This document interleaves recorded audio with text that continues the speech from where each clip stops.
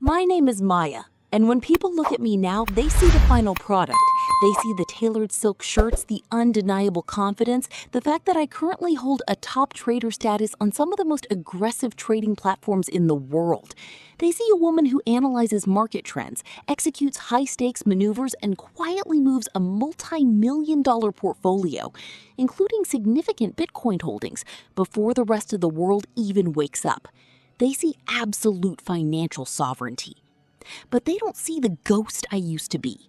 They don't see the woman who just 5 years ago wasn't even allowed to hold a $5 bill in her own hands. Financial abuse is a terrifyingly quiet violence. It is a masterpiece of deception because it rarely looks like a threat when it begins. It doesn't leave physical bruises that you can show to a friend or the police. It just leaves you completely invisible. For me, it started with what felt like love and protection, a gentle suggestion of, let me handle the accounts so you don't have to stress about the bills. I handed over the reins, thinking I was building a solid partnership. But soon, that protection became a prison, a velvet cage. Day by day, the boundaries closed in. First, the shared accounts were restructured. Then, my name was quietly removed from the credit cards. The online banking passwords were changed without my knowledge. Suddenly, I had absolutely no access to the money we were supposedly building together. I had no financial identity on paper. I was a grown woman, maintaining a home that looked flawlessly perfect to the outside world, hosting dinners and smiling for the neighbors, while being systematically erased on the inside. I was reduced to begging for a weekly allowance. I had asked for permission to buy a simple cup of coffee or to replace my own worn-out shoes. Every single receipt was heavily scrutinized. Every penny was a psychological tool used to remind me that I had no power, no voice, and absolutely nowhere to go. It didn't happen overnight. It was death by 1,000 cuts, so subtle that you don't even realize you were bleeding until you are entirely drained. You see, society conditions us to view abuse as a loud, explosive event. But my cage was built quietly, with soft words and promises of a shared future. As a Black woman, I had spent my entire life working twice as hard just to prove I belonged in every room I entered. I was exhausted from always having to be the strong one. So when he looked at me and said, "You don't have to carry the weight of the world anymore. Let me take care of the finances," it felt like a massive exhale. It felt like love. I didn't realize I was handing over the keys to my own prison. The isolation was methodical and brilliantly executed. I remember the exact day the trap finally snapped shut. I was at the grocery store, a cart full of food for our home, and my debit card was declined. The cashier gave me that look of pity that just burns right through you. I stepped aside, my heart pounding, and called him. He was completely calm on the phone.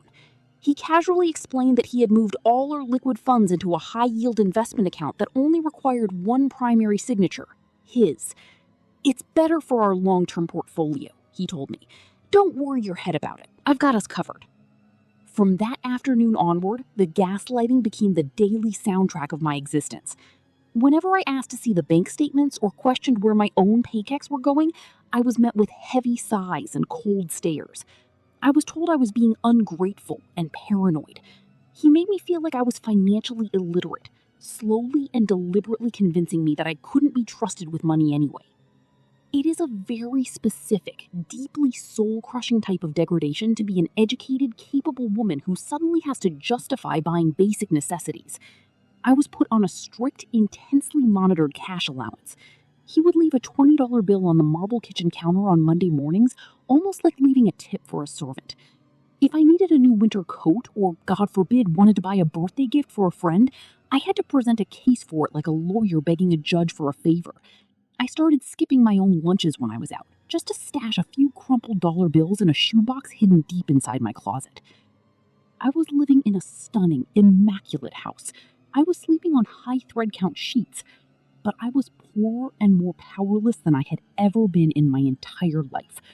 I was a beautifully dressed hostage, and the absolute hardest part was the daily performance. When you have zero financial autonomy, your self-worth just evaporates. You lose your voice. You agree to arguments you know you are right about, you swallow your pride, and you keep the peace at all costs. Because if he gets angry, he cuts off the grocery money. You smile at dinner parties, pretending everything is flawless, while inside you are silently screaming. You feel like a ghost haunting your own life. You desperately want to leave, but to walk out the front door, you need resources. And he had brilliantly, systematically ensured that I had absolutely none. Every survivor has a breaking point. That exact split second where the illusion shatters completely, the fog clears, and you see the situation and the person holding the keys for exactly what they are. For me, that moment didn't come in the middle of a screaming match or a dramatic fight. It came in the dead of winter on a freezing Tuesday night, in absolute terrifying silence. I had been ignoring a sharp, escalating pain in my abdomen for days. When you have no money, you learn to gaslight your own body. You tell yourself it's just stress, just anxiety, because the alternative, asking for money to see a doctor, is too humiliating. But that night, the pain became blinding. I collapsed on the bathroom floor, unable to breathe, shivering in cold sweats. I managed to drag myself to our bedroom, clutching my side, and woke him up. I was gasping, begging him to drive me to the emergency room, or at least temporarily unlock the credit card on my phone so I could call an Uber.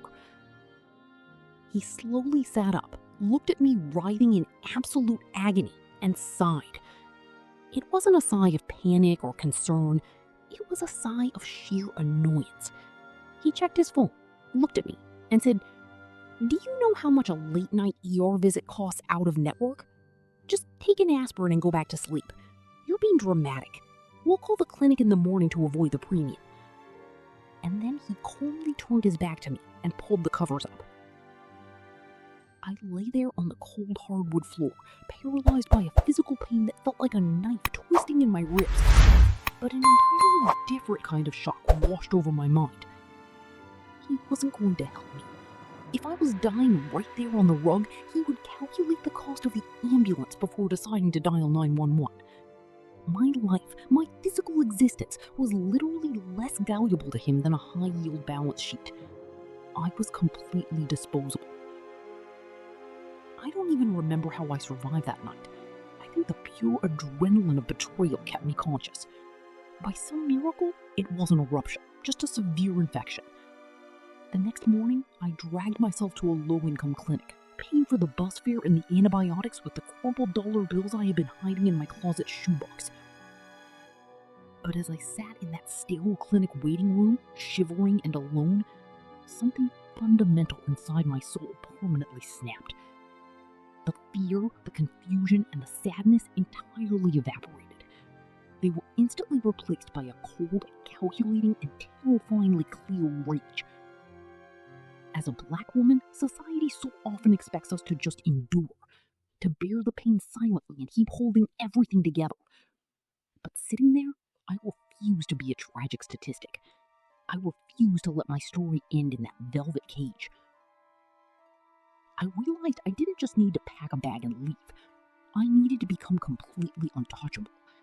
I needed to build a financial fortress so high and so solid that no man, no system, and no circumstance could ever dictate my survival again. That was the exact moment the crying stopped. That was the moment I wiped my face, looked at my exhausted reflection in the clinic window, and decided I was going to take my life back. I was going to beat him at his own game, and I was going to build my empire entirely in the dark. I returned to that immaculate house the next day, a completely different woman. From the outside, nothing had changed. I played my part flawlessly. I cooked the dinners, I smiled politely at his condescending remarks, and I agreed with his financial lectures. But the terrified, submissive wife was dead. An architect had taken her place. I knew that the fatal flaw in traditional escape plans is the banking system. If I tried to open a secret bank account, a piece of promotional mail could give me away. If I tried to divert funds, he would immediately see the digital footprint on the statements. I didn't just need hidden cash. I needed an asset class that he couldn't freeze, couldn't track, and couldn't physically take from me. I needed absolute, untethered sovereignty. My real life began every night at 1 a.m. When I was absolutely certain he was in a deep sleep, I would carefully slide out of bed, take my phone into the master bathroom, and lock the door. I would turn the screen brightness down to the absolute lowest setting, sit on the cold tile floor, and plug in one earbud. That bathroom floor became my university. I devoured everything I could find on macroeconomics, decentralized finance, and the global stock market. I read complex PDFs until my eyes burned and watched market analysis videos in complete darkness. That was when I discovered Bitcoin and the concept of a truly unconfiscatable asset. A decentralized network that didn't care about my gender, my race, or my marital status. A digital vault where I and only I held the private keys. No controlling husband could call a bank manager to freeze it. I started taking those crumpled dollar bills from my closet shoebox, secretly exchanging them for prepaid debit cards at the grocery store, and using those to fund a hidden trading account.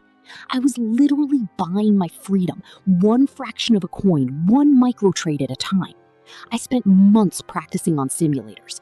I analyzed candlestick patterns, studied market liquidity, and mastered risk management. I learned to trade entirely without emotion, a survival skill that enduring daily psychological abuse had ironically prepared me for flawlessly. There is an intoxicating quiet power in knowing something your captor doesn't. While he thought he was successfully starving me out, I was quietly building a financial arsenal. I was no longer a victim waiting to be rescued. I was a strategist operating entirely behind enemy lines. I want to pause for a second right here, because I know I am not the only one who has had to build their survival in the dark. I want to ask you, what is the one thing you are secretly building for your future right now? What is the dream, the business, or the escape plan that you are nurturing while the world sleeps? Go down to the comments and tell me. Leave a black heart if you are in your building phase. And if you haven't yet, make sure to hit that subscribe button right now. You need to see exactly how I executed this leap into the dark, and how that secret digital wallet became the unbreakable foundation of my empire. Agreed. The day you finally walk out the door, the world feels entirely different. Even gravity feels different. I had meticulously planned my exit for exactly 9 a.m. on a Thursday, the moment I knew his morning executive board meeting started and his phone would be strictly on Do Not Disturb. I didn't pack suitcases. Suitcases draw attention. Suitcases are heavy and they anchor you to the past. I packed a single, nondescript black backpack. I packed 3 changes of clothes, my passport, a cheap refurbished laptop I had bought with cash, and a small folded piece of paper safely tucked inside the lining of my shoe. That piece of paper held a 24-word seed phrase. That was it. My entire net worth, my exit strategy, my absolute freedom was encoded in those 24 words. I was walking away from a massive, multi-million-dollar estate, a walk-in closet full of designer clothes that I didn't actually own, and a life that was nothing more than a beautiful, suffocating lie. Walking down that long paved driveway, my hands were shaking so violently I could barely hold my phone to call a cab. It was the purest, most visceral form of terror I have ever experienced. Your brain screams at you to go back to what is familiar, even if the familiar is destroying you. But beneath that terror, there was this electric, undeniable hum of adrenaline. I was finally awake. When he realized I was gone, the reaction was exactly as predictable and terrifying as I expected. He didn't call the police. He didn't care if I was safe. He called to break me. He left voicemails laughing, telling me I was completely delusional, that I would be starving on the streets in less than a week, and making sure I knew he had immediately frozen every single credit card. He fully expected me to come crawling back, begging for a $20 bill on the kitchen counter, shattered and defeated. He thought he held all the cards because he controlled the traditional bank accounts. He had absolutely no idea that I had completely bypassed his entire universe. My first night of freedom was spent in a rundown motel with peeling wallpaper and a buzzing neon sign right outside the window. It was the ugliest room I had ever been in, and it was the most beautiful place in the world because for the first time in my life, the space was entirely mine. I sat on the edge of that lumpy mattress, opened the refurbished laptop, entered my seed phrase, and restored my digital wallet. The funds were there, safe, unfrozen, untouchable. Those first few months were a brutal, sleepless grind. I wasn't trading for luxury. I was trading for my rent, for my groceries, for my absolute survival. Every single position I took was calculated with cold, surgical precision. I took the emotional discipline I had developed from surviving his psychological warfare and applied it directly to the charts. I didn't let panic dictate my moves. I trusted the data. I trusted the blueprint I had built in the dark. And week by week, trade by successful trade, my escape fund began to compound into an empire. They say the best revenge is massive success, but honestly, when you are busy building an empire, revenge doesn't even cross your mind. You just become so entirely consumed by your own relentless ascension that the people who try to destroy you shrink down to absolute irrelevance. You don't look back to see if they are watching, you only look forward at the legacy you are building. Over the next few years, I took that initial survival money from the motel room and I multiplied it. I didn't just participate in the markets, I devoured them. The trauma that was explicitly meant to break me had actually forged me into an absolute weapon. The financial markets are notoriously ruthless. They chew up and spit out people who trade on emotion, fear, and fragile egos. But when you have survived years of systematic psychological manipulation, when you have been conditioned to suppress panic while standing in the exact same room as your abuser, a sudden dip in the stock market or a crypto crash doesn't even make your heart rate spike. While other traders were panic selling, sweating, and losing sleep over global market volatility, I was cold. I was calculated. I had already survived the absolute worst-case scenario. A red candle on a trading chart was absolutely nothing compared to the velvet cage. My portfolio began to scale aggressively. I transitioned from basic retail trading to executing institutional-level strategies. I secured massive capital funding, passed the most rigorous evaluations in the industry, and officially achieved top trader status. The woman who once had to beg for a $20 bill just to buy basic groceries was now quietly moving millions of dollars in liquidity across global markets before breakfast. And the most beautiful part of this entire journey, I did it entirely on my own terms. I built a fortress of decentralized assets, heavy in Bitcoin, alongside a robust traditional portfolio, ensuring that my wealth is cryptographically secured. There is no bank manager who can arbitrarily freeze my accounts. There is no partner who can casually remove my name from a ledger. I hold the private keys. I hold the absolute power over my physical and digital reality. Sometimes I sit in my penthouse office, wrapped in tailored silk, looking out over the city skyline, and I think about him. I think about how certain he was that I would fail and come crawling back. The ultimate velvet irony is that today I regularly execute single trades that are worth more than his entire meticulously guarded estate. But this isn't about him. It is about the absolute, undeniable sovereignty of a black woman who refused to be erased. It is about taking the very weapon that was used to oppress me, financial control, and mastering it so completely that I became the architect of my own dynasty. I took the deep, ugly scars of financial abuse and I spun them into pure, untouchable silk. People often ask me what true wealth actually feels like. They expect me to talk about the penthouse views, the tailored silk suits, or the adrenaline rush of executing a 7-figure trade before the morning coffee even gets cold. But they completely miss the point. True wealth has absolutely nothing to do with luxury. True wealth is the profound, quiet peace of knowing that no one on this entire earth holds the power to diminish you, control you, or trap you ever again. It is the absolute ability to walk away from any table, any room, and any relationship the exact second it no longer serves your highest good. Wealth is simply the mathematics of freedom. To the woman watching this right now, the one sitting in the quiet dark of a house that doesn't feel like hers, carefully monitoring the screen brightness on a phone she doesn't actually control, I know exactly how exhausted you are. I know the paralyzing weight of feeling like you have lost the best years of your life to a beautiful illusion. You have been told that you are incapable, that you are dependent, and that you would never survive out there on your own. I am looking directly at you right now to tell you that it is a lie. The very fact that you are surviving that suffocating environment every single day proves that you possess a level of endurance, resilience, and strategic brilliance that most people cannot even fathom. You are not broken. You are not powerless. You are just temporarily unresourced. And resources can be acquired. Start small. Start in the dark. Educate yourself fiercely. Read, plan, and build your secret blueprint while they sleep. You don't need $1 million to start reclaiming your life. You just need the absolute unbreakable resolve that you are going to get out. Your scars are not your final destination. They are the raw material for the empire you are about to build.